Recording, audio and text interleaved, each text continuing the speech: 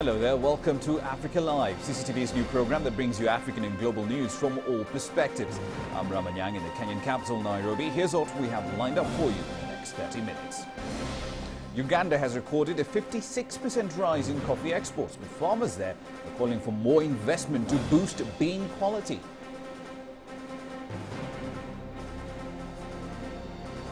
And cracking the whip, FIFA suspends Cameroon from local and international football over government interference. Now let's start in Egypt, where of course tensions do continue to rise following the ousting of Mohamed Morsi from power and the swearing in of a top judge, Adli Mansour, as the country's interim leader. What you're looking at on your screens right now, a live shot of Tahrir Square, where of course you still have some protesters, not in the significant numbers that we've seen in the last couple of days, but I should point out, of course, this is relatively earlier in the day. That situation could change much later on.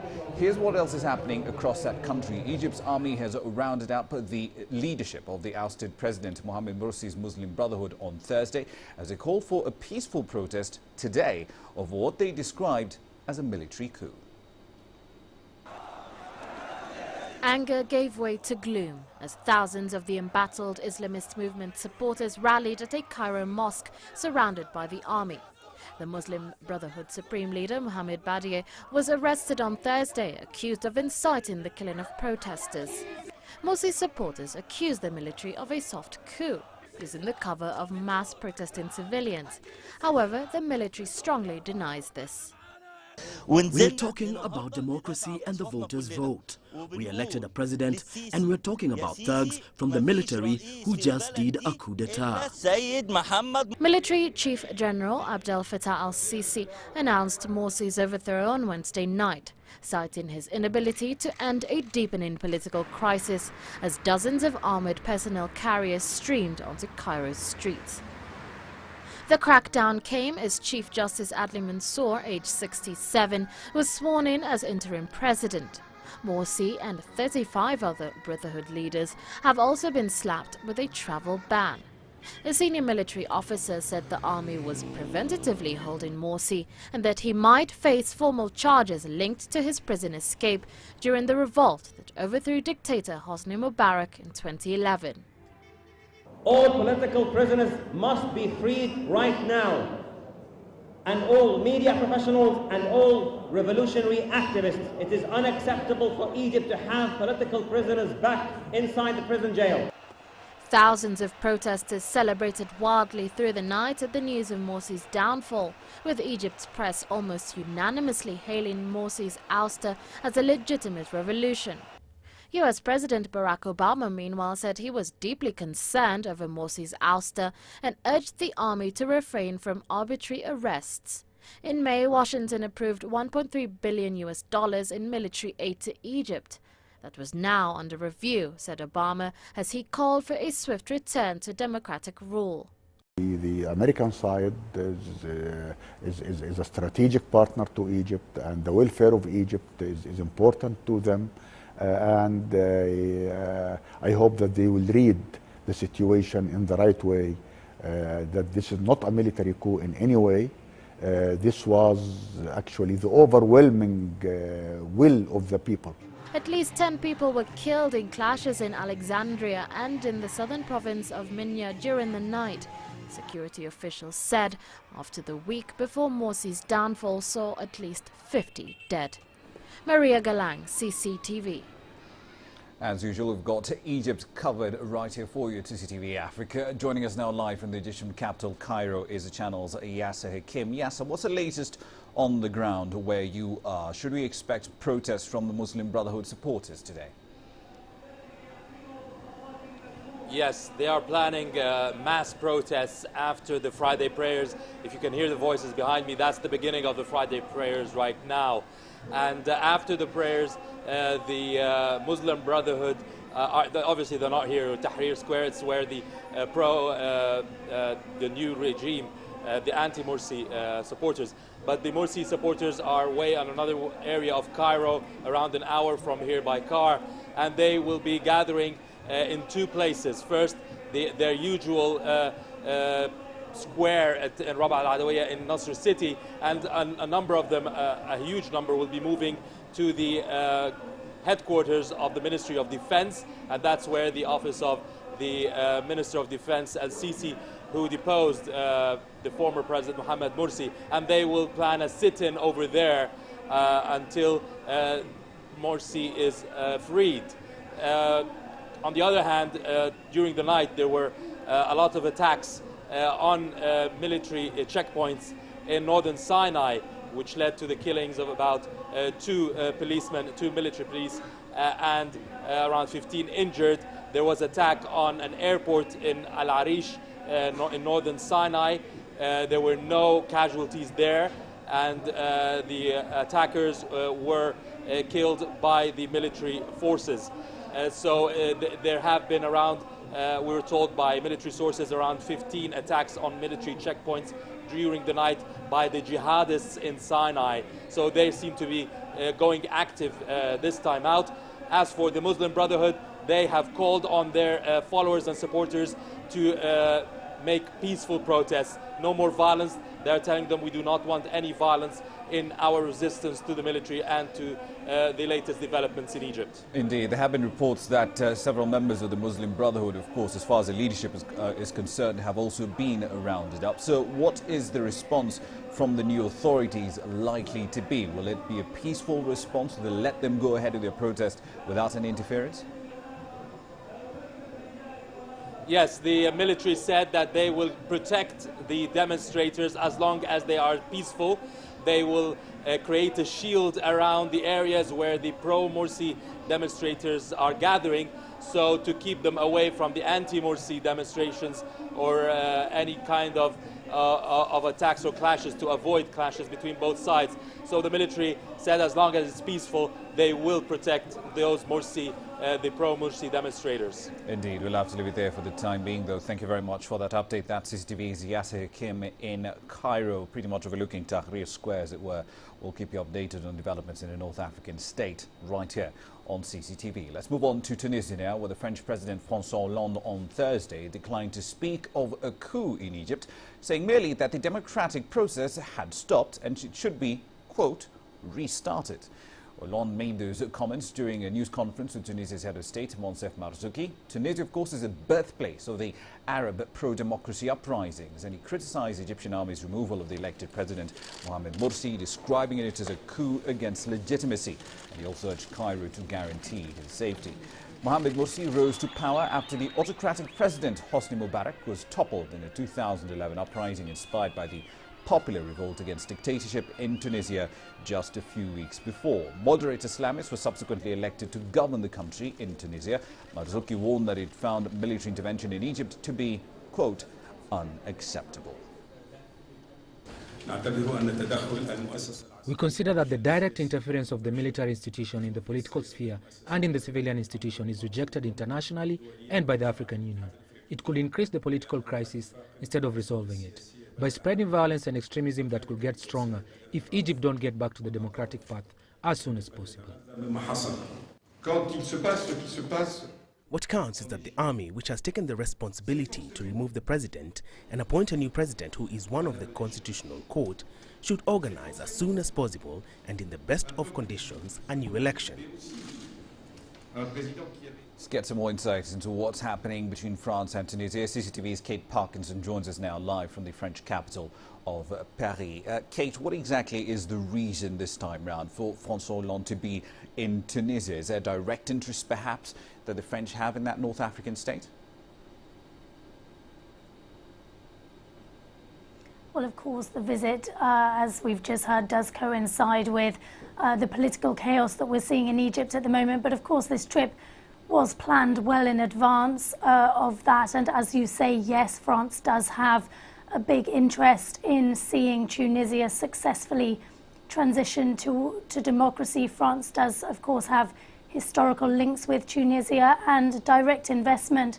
In fact, François Hollande, the French president, is joined on his two-day visit to Tunisia by 40 French business leaders. So certainly economic ties with Tunisia are an important part of this visit. Now, Tunisia was, of course, the birthplace of the so-called Arab Spring and is generally considered the country most likely to successfully transition to democracy. Nonetheless, Hollande did stress the fragility of the situation, but said that the country does have France's full support. Having said that, this trip has been delayed on a number of occasions, which perhaps does show France's prudence as it enters this new chapter of economic and political ties with Tunisia.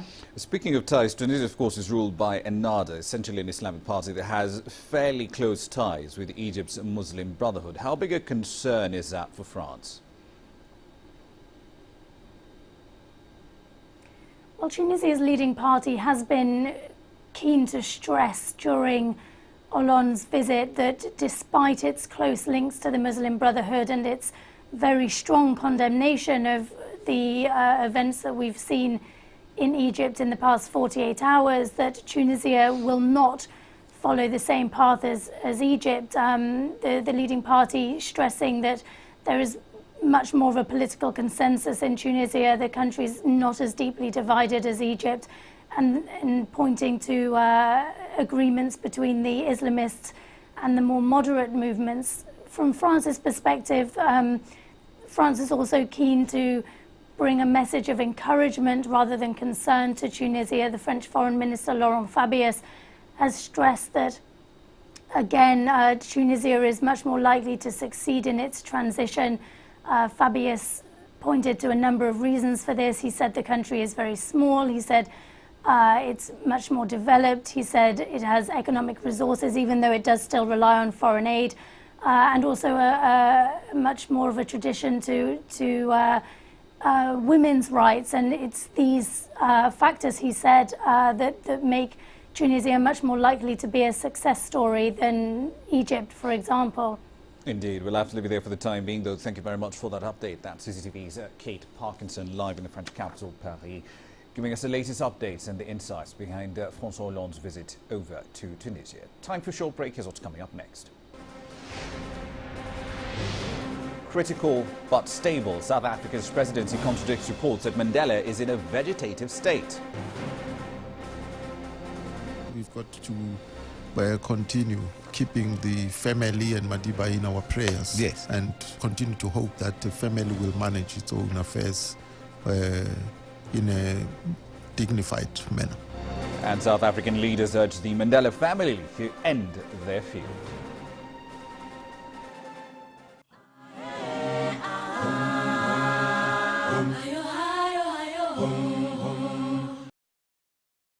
We follow the latest trends in global politics, economics, culture and sport, and how Africa fits into the global picture. You decide what's important. We need a trade justice. Africa's future will be determined by Africa. For women's equal opportunity, for a better life. We have to change something, and it's not the outsiders. Talk Africa, a new voice for the world.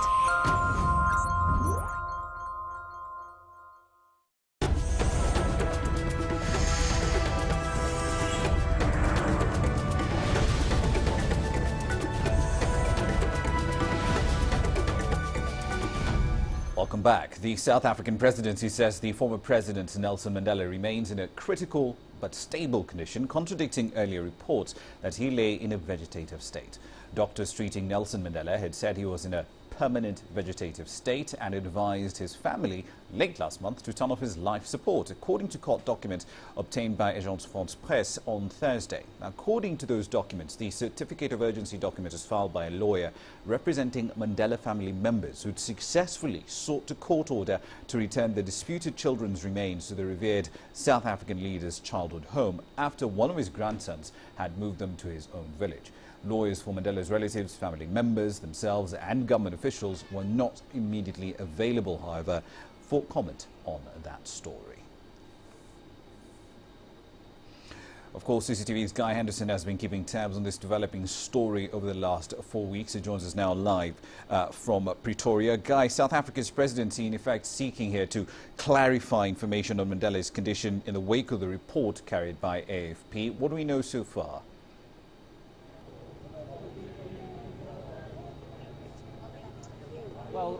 First thing to say is still a lot of tributes and well wishes pouring into the outside of this hospital from hundreds of members of the public. Mr. Mandela has now nearly been in hospital a month, but I think the members of the public that are here are becoming increasingly confused about what is actually going on. Here's what we do know.